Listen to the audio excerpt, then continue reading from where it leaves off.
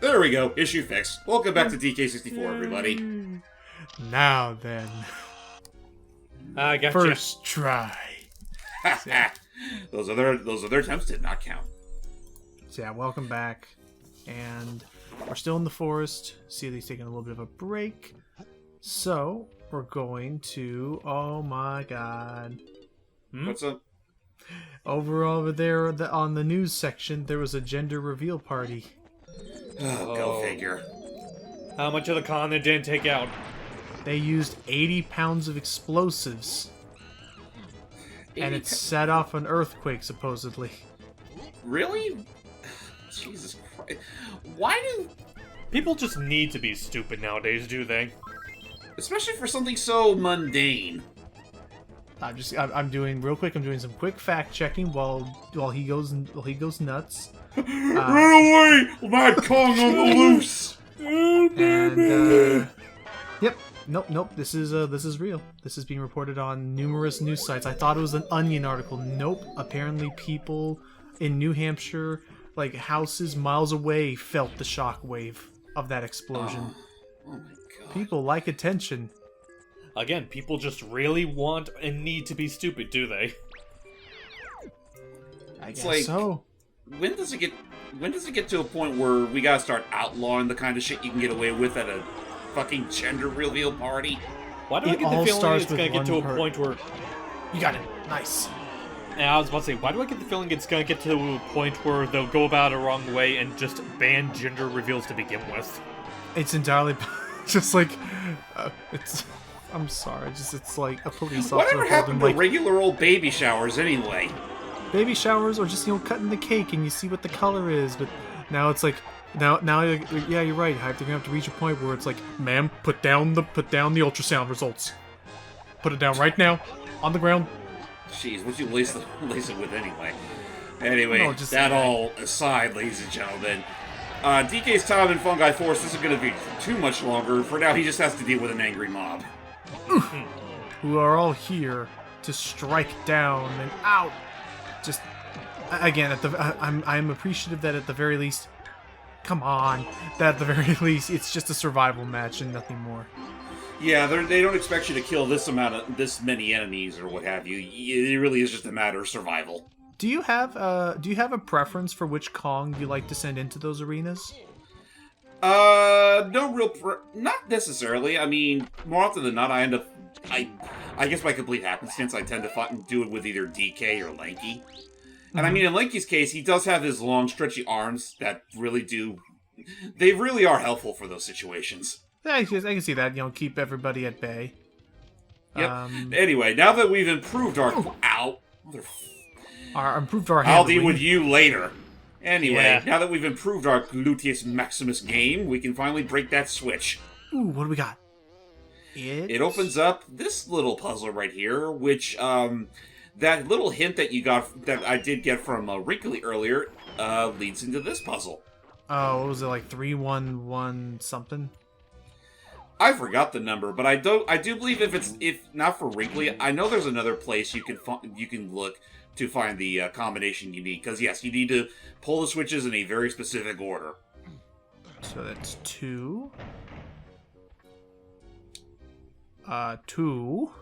Yeah, I mean, I don't have to I don't have to spell it. You guys get the idea. Like, oh, that's why we want to do it in a certain order. Right. If you get one wrong, you just suddenly get a lethal shock. Okay, so, and then it resets, yeah, so, okay, we're back to 2, and, okay, so I see, it's just simple math, simple stuff, and, again, I do appreciate the Wrinkly Kong hints, especially if you're missing, like, a particular, it's not to say that, like, I don't think games should not be hard, but, like, between this and, like, oh, yeah, another perfect example, the sparks mechanic in Spyro, where, like, you can detect where gems are hidden. I appreciate that system. Oh yeah, it really does. It does save a lot of time and frustration. Just finding whatever, like the very small bits of whatever you're trying to collect.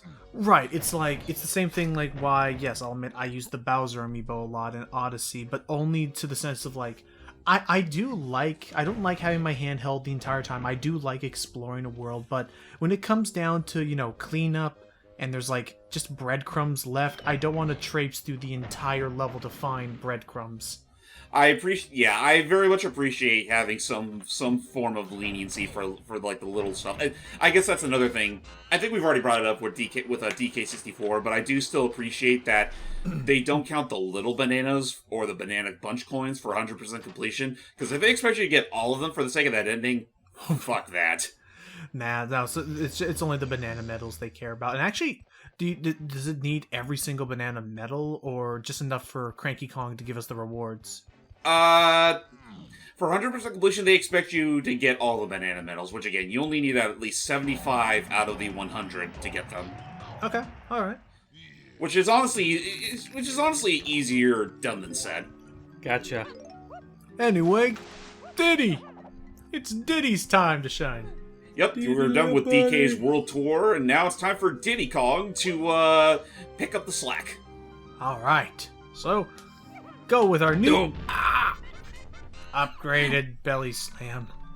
I mean, Jesus, we were again two parts in a row. We've been talking about like the dangers of literally doing that on the seabed, and now he's just doing it on fucking solid flooring.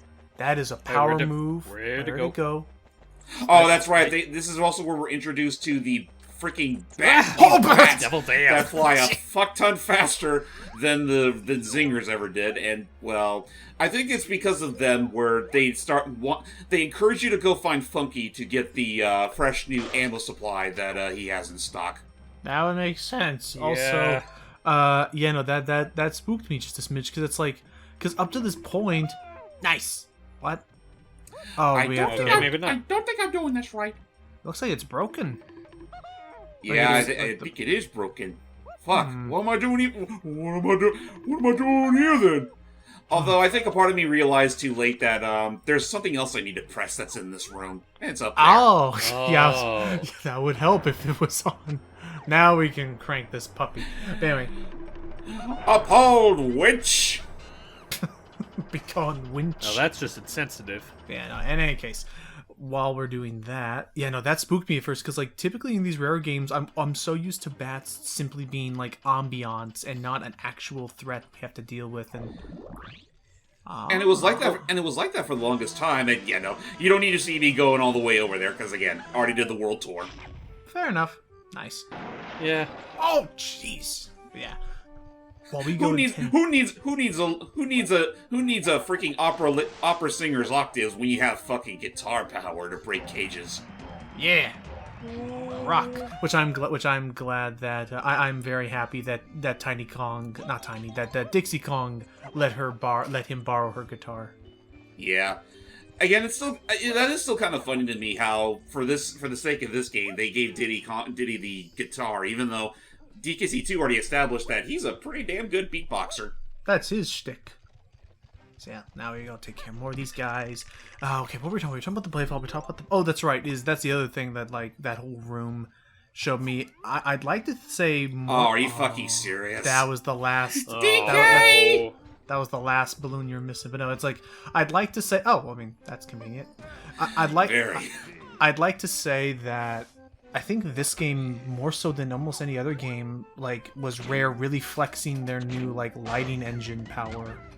Yeah, like even like Banjo-Kazooie definitely left some seeds for that, but here they really just they batted 1,000, and it really does show. Like I'll still say, like out of a lot of their games, this is probably one that's held up the most visually.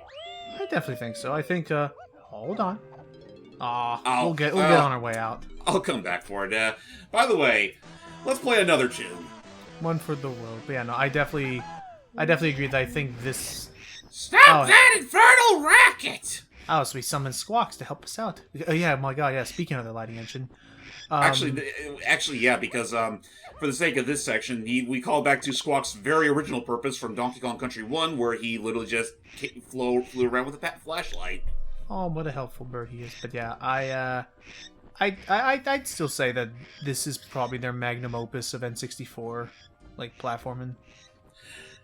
Yeah, I know there's some people that would argue Banjo-Tooie, but at the same time, that's very much a case-by-case basis. I love Banjo-Tooie, and I'll still say that upon like re-examining it through our commentary, there's still a good amount of it that I am not too thrilled on. But it was very good. It was a good play. Just again, it depends on what you're wanting from it, and action to like moment to moment gameplay. I agree. Go to Banjo-Kazooie more than Tooie. But Right, and Tooie is really only something you can very much appreciate if you can stomach a 3D Metroidvania. more or less, format. yeah, pretty much. What do you think, Hype? Honestly, I feel like after all this, I feel like I might still stick to just Banjo-Kazooie over the Oh, other don't two. worry, we'll just fall outside the Oh, there really is just nothing down there.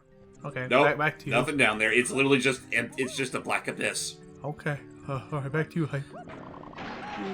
Anyway, as I believe I made with my point. Oh, boy. Oh, nice, we make it to the top of the mushroom now. But yeah, back to you. But yeah, I feel like at the end of the day, I probably would just play Kazooie over Tooie in this. That's fine. That's fair. Woo, nice. Again, it's a lot more straight to the point and concise. Ah, okay, the old spinning one again. So let's see, trying to think what else.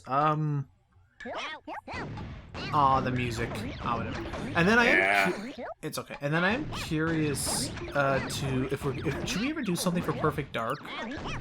Only if you want to. Yeah, I was about to say, because I have little to no experience with Perfect Dark myself. Like, I remember playing it back when when it was a thing on Xbox Live, and was somewhat impressed by how it was able to run at a stable 60 frames per second, unlike the N64 original.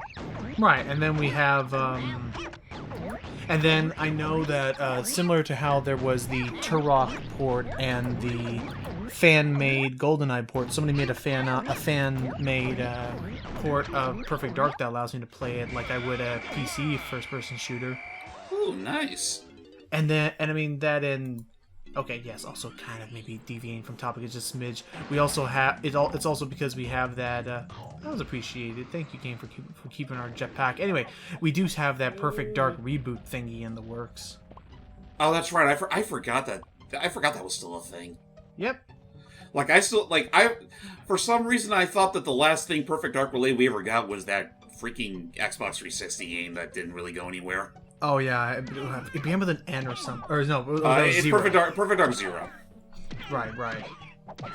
All 2 games of it. Ah. Yeah. But yeah, no, it was only just recently we got the announcement anyway. It's like, game? That threw off Diddy so fucking hard, he fell down hard. Every time, Yeah. you just don't like them jazzy beats. But yeah, it's... Oh, no! Nice. He tripped at the starting line and right at the finish. Crap, we're gonna need Lanky Kong to proceed. Yeah, So- which thankfully there's a tag barrel right here, so again, how much back and forth there is in this level is not too frequent, and the times where it needs to be done, they're pretty close by. Nice. And then, again, they're open forever, so good. But yeah, it's... Take notes, Gloomy Galleon. Thank you. But yeah, so we have, we have that new Perfect Dark game, which I guess that seems to be what's happening right now, is while Rare focuses on Sea of Thieves, which they only just now, not only just now, they just recently put out, a new, season thing, so they're not dropping that game anytime soon.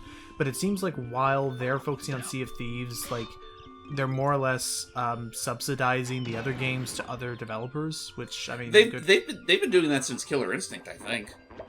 Oh my god. You know what? Completely forgot about the Xbox 360 Killer Instinct game. You mean Xbox One? That was Xbox One? That was literally a launch title for the Xbox One, I think. Jeez. Okay, yeah, If definitely. not launch title, forgot. then it was launch window. Yeah, definitely forgot about that game. I think everyone did. For some reason, I thought it started with Battletoads. I mean, granted, Rash was in that game. That is true. And I mean, and I know that now the parts are going out. There's still parts of Battletoads I do still like. My thoughts still haven't changed much. It's half of the fun of that game is wondering what's going to happen next. So on repeat playthroughs, when you know what's about to come all the time, it's not as fun. Yeah, I'll still stand by the opinion. I think Battletoads 2020 is literally a game that is better to watch than it is to play. Because the stuff that you do have to play does feel a little half-baked. Yeah, what did you think of all that again, Hype? Well, I'm glad that you asked that. You see, my least favorite of the jelly beans are the black ones, but not because they're black, but because if I wanted to eat licorice, I would not get a double A bag of jelly beans. That is that is my. You know, well, See, it's kind of annoying when someone doesn't take your question seriously now, is it? well, yeah. While we're on such topics, I never understood purple being associated with grapes because the grapes I like eating were never purple, and they rarely ever tasted like how I remembered grapes tasting. So that is why, unironically, for a lot of my younger years, I called it purple flavored, not realizing the connotations that would later become associated with calling things that. Anyway, time to wake up the nightlife. Oh! The owl has emerged. Where's that racket? Who's playing that darn music? And if you ask about it, if it's that lollipop kid again, I swear to God. Oh, I don't speak to anyone without wings. Come back when you can fly. okay, jerk. Fine, let's go find someone with wings. At least I'm grateful that fucker at least gives us a little leeway to put our jetpack on, so that he will talk to us with these so-called wings. Oh, wait, let me guess. Are we about to go into a race? It's literally round 2 of the flying through the ring stuff that the Buzzard did back in the desert. Oh, no. Well, Okay, well, let's do it. By the way, you may have noticed earlier that I used that warp point to reach here during nighttime. The gate that would lead to here normally is closed off. Oh. Yeah, they expect you can only cross there during the daytime. At nighttime, you have to use the banana port, otherwise you're stuck. I think that is one thing of why I did not...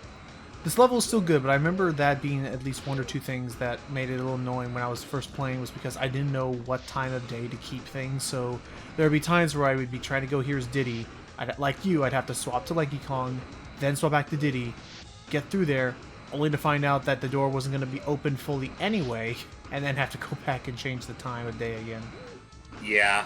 Also, for those that have noticed, yes, I am aware that this is also the area where probably the most infamous part of the game can be found. But we can talk about that later. Yeah, we can enjoy this part for like 2 more minutes before I relive that nightmare. about as much enjoyment as you can get out of this, anyway. Let's just say that whole thing I gave Banjo-Kazooie shit over, they still haven't learned their lesson. Never. And I mean, you say that, Hype. This did not bug me. This was fine. This wasn't... It wasn't like an actual race. It just... And thank goodness they give you infinite crystal coconuts for this part. Yeah, they Well, I always also say that because it seemed like it was moving along at a snail's pace. Yeah. I mean, better that than, they expect you to have to go through the whole thing blazing fast. Right. Now then. Oh, wow. Yeah, Now then, I do believe these little malicious reptiles have a bounty on their heads. And thank goodness they're allergic to nuts. The worst kind of torture. Peanut allergies. It's a very specific allergy, Hype. They're allergic to nuts at about 30 miles an hour entering their brain. So, I mean, fortunately, we have just the applicator for the job. But what if they're allergic to pineapples? Oh, don't worry. Pineapples are naturally acidic. One watermelon fresh from the manure. Just revealed your ghostliness. Just chucks it. But anyway, we did it. I don't know why I love that part in particular of that episode, where just Patrick comes in with a watermelon, just fucking crushes Squidward, and then you just hear fucking car horn go off. I think it was... Not No, a it's car horn, supposed to be a fucking cow foghorn. horn. Foghorn. What am I thinking? I think it was funny just because, again, just the sudden, snap away from all of the peacefulness. Anyway, speaking of snapping away from peaceful, peaceful fun times, next time we're going on to the tromboner's journey. It's Lanky! Stay tuned. Yes, your ghostliness.